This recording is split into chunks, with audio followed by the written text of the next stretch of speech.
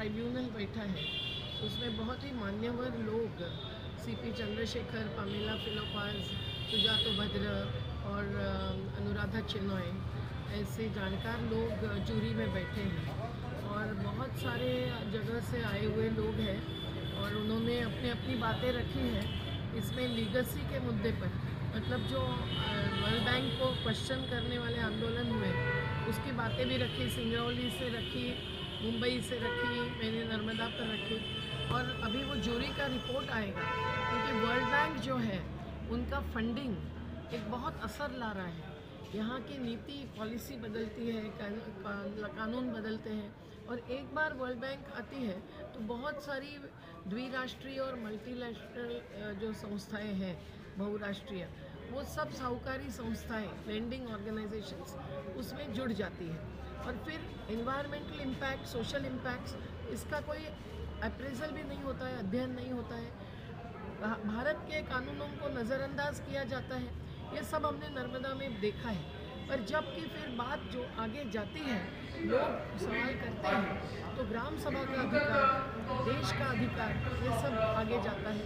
और फिर सरदार सरोवर में ऐसा हुआ कि एक ब्रैडफोर्ड मोर्स कमीशन बना। वो कमीशन और एक जज भी थे कनाडा के, UNDP के वाइस प्रेसिडेंट थे। उन्होंने साफ कह दिया कि वर्ल्ड बैंक जो एग्रीमेंट्स करती है उसमें वर्ल्ड बैंक की खुद की पॉलिसी की बात नहीं करती और भारत की भी न्यायिक कानून की बात नहीं करती है और इसके कारण भी बहुत असर होता है। तो उस प्रोजेक्ट से हमारे तो वर्ल्ड बैंक को निकालना पड़ा, निकल गए वो। लेकिन आज देश में सेक्टोरल फंडिंग देते हैं, जैसे इरिगेशन सेक्टर को फंडिंग, लोगों को पता भी नहीं चलता है। जनप्रतिनिधि, इलेक्टेड रिप्रेजेंटेटिव्स भी नहीं जानते कि क्या एग्रीमेंट्स होते हैं। असेंबली या पार्लियामेंट का कोई कंसल्टेशन नहीं होता है तो ग्राम सभा का क्या होगा। तो एक एक शहर के जो प्रोजेक्ट्स हैं उसमें वॉकर्स को हटाते हैं, स्लम्स को हटाते हैं, ये सब जो असर होते हैं वो फिर लड़कर ही हमको हक लेना पड़ता है। तो आज सभी की राय ये आ रही है कि वर्ल्ड बैंक जैसे इंटरनेशनल जो ऑर्गेनाइजेशंस हैं, लेंडिंग फाइनेंशियल इंस्टीट्यूशंस, उनके फाइनेंशियल कैपिटल से यहाँ का जो नेचुरल रिसोर्स कैपिटल है, मतलब जल, जंगल, ज़मीन, खनिज, इसका बहुत विनाश होता है, विस्थापन बहुत होता है और विषमता, गैर बराबरी भी बहुत बढ़ती है। तो वर्ल्ड बैंक की कोई अभी ज़रूरत नहीं है। हमारा एक सॉवरिन कंट्री है, संप्रभुता है, जनता की भी है, तो हमारे ही आधार पर मनुष्य शक्ति और प्राकृतिक संसाधन, इनके आधार पर ही अर्थव्यवस्था और विकास की व्यवस्था चलनी चाहिए। तो अभी जूरी क्या रिपोर्ट देते हैं ये देखना है और वो रिपोर्ट जल्दी से जल्दी आए और विश्व बैंक भी अकाउंटेबल है, जवाबदेही है, ये समझाना जरूरी है। नहीं तो विश्व बैंक के अधिकारी कहते हैं हम तो केवल पैसा देते हैं, भाई आपका सरकार बोरोवर है, वो लेती है पैसा, तो उनकी सब जिम्मेदारी है। पर ऐसा नहीं हो सकता है।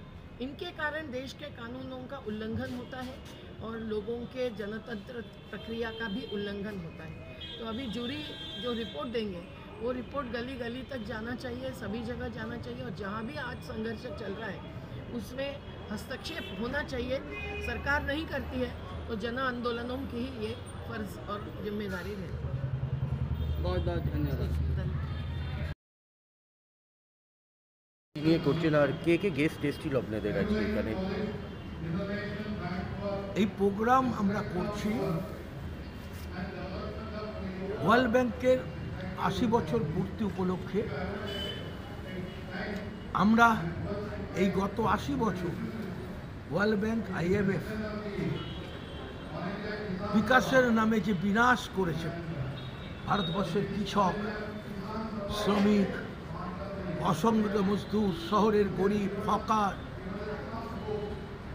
এদের জীবন এবং জীবিকার উপর যে আক্রমণ আমরা লক্ষ্য করেছি 96 সালে অপারেশন সানশাইন মেগা সিটির নামে যে প্রজেক্ট, যাতে ওয়ার্ল্ড ব্যাংকের প্রত্যক্ষ মদত, সেইখানে দাঁড়িয়ে আমরা আমাদের বিক্ষোভ, লড়াই, আন্দোলন 96 সালে যে করেছি, গত 96, 97, 98, 2000 সাল পর্যন্ত লাগাতার আন্দোলন করেছি। তারা নাম দিয়েছিল অপারেশন সানশাইন সরকার। আমরা যে বলেছিলাম যে না, operation Sunshine not operation sunset, কারণ 18 জন হকার আত্মহত্যা করেছিল, 100 জন হকার মারা গেছিল। তো সেইখানে দাঁড়িয়ে আমাদের এই যে আন্দোলন, আমরা লাগাতার আজ নয়, আমার যখন ছাত্র বয়স স্কুলে প্রথম ইউনিয়ন করি বোম্বাই হাই স্কুল, আমরা রবার্ট ম্যাকনামারা প্রথম কলকাতা শহরে এসেছিল। তিনি চেয়ার প্রেসিডেন্ট হয়েই এসেছিলেন কলকাতার উন্নয়নের নামে। কলকাতার ছাত্র সমাজ, যুব সমাজ, শ্রমিক, তারা সমস্ত শক্তি দিয়ে তারা ঘোষণা করেছিল যে আমরা ওয়ার্ল্ড ব্যাংকের কলকাতা শহরকে ঘুরতে দেবো না। আমরা দেখেছি যে রাতের অন্ধকারে তাকে কলকাতা দেখতে ছিল, কারণ দমদম এয়ারপোর্ট লাখ লাখ ছাত্র যুবক ঘিরে নিয়েছিল, বেরোতে পারেনি দমদম থেকে। তাদের হেলিকপ্টার করে রাজভবনে যেতে হয়েছিল, হেলিকপ্টার করে তাকে রাজভবনে যেতে হয়েছিল। এবং সেই রাজভবনে যাওয়া পর তারা কলকাতা রাতের অন্ধকারে তারা হেলিকপ্টারে দেখেছিলেন। আমরা সেদিন বলেছিলাম, ওয়ার্ল্ড ব্যাংক গো ব্যাক, তোমার টাকা আমাদের চাই না, তোমার টাকা উন্নয়নের টাকা আসলে মানুষের জীবন জীবিকা তার উপর আক্রমণ।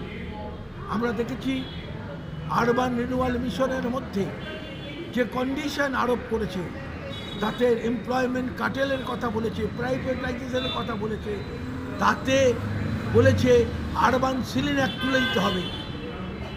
আমরা দেখছি যে সংবিধানের 73-74তম সংবিধান সংশোধনে যে গ্রাম সভা ও অঞ্চল সভার কথা হয়েছে, সেইখানে যে অধিকার ছিল কোনো প্রজেক্ট করতে গেলে এদের সম্মত নিতে হবে, কিন্তু এটাকে ডাইলুট করে দিয়েছে আরবান রিনিউয়াল মিশনে স্মার্ট সিটিতে।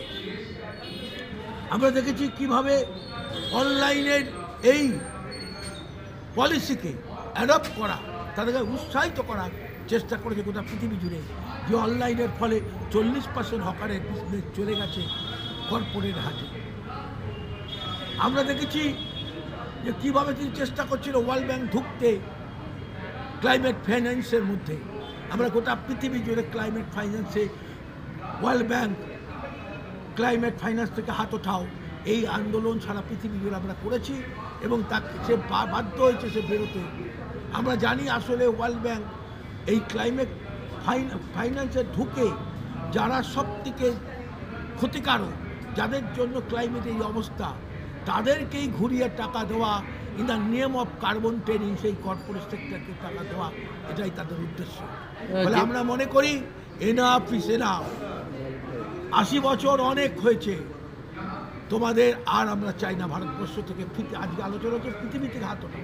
যেভাবে আপনারা আন্দোলন করেছেন, এখন বর্তমানে দেখা যাচ্ছে যে হকার উচ্ছেদ অর্থাৎ বেকার করে দেওয়ার একটা চিন্তা ভাবনা, আপনারা কিভাবে আন্দোলন করার চেষ্টা করছেন এটাকে? আমরা তো আমাদের জন্ম থেকেই আমরা আন্দোলন করছি প্রতিনিয়ত। সে যেই করুক, যে সরকার করুক, যে প্রজেক্টের করুক, ওয়ার্ল্ড ব্যাংক, এডিবি, ডিএফআইডি যে করুক, তার বিরুদ্ধে আমাদের রাস্তায় নামতে 1 মিনিট দেরি হয় না। Thank you. আচ্ছা, যারা কে এসেছেন আজকে প্রোগ্রাম, এখানে মেধা পাটকার এসছেন, এখানে অনুরাধা চেন এসছেন, যিনি ইন্টারন্যাশনাল ট্রাইব্যুনালে আছেন, এখানে এক্স ইকোনমিক্সরা প্রফেসররা বিভিন্ন এসছেন, সুজাত ভদ্র এসছেন, এবং ভারতবর্ষের বিভিন্ন প্রান্ত থেকে অন্তত 30টা কেস সাবমিট করছেন বিভিন্ন গণ আন্দোলনের লোকেরা। ধন্যবাদ।